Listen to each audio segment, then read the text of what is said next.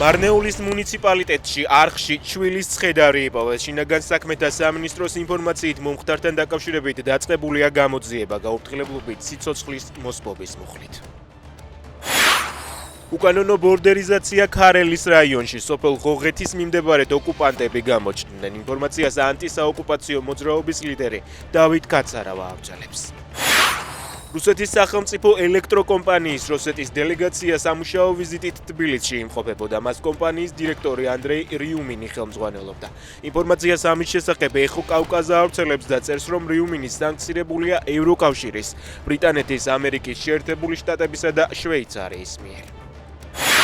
დროებით ოკუპირებულ აფხაზეთში ეგრეთ წოდებულმა სამართალდამცველებმა ქართველი მღვდელი დააკავეს. მას გალის რაიონში ნაციონალისტური იდეების გავრცელებაში სდებენ ბრალს.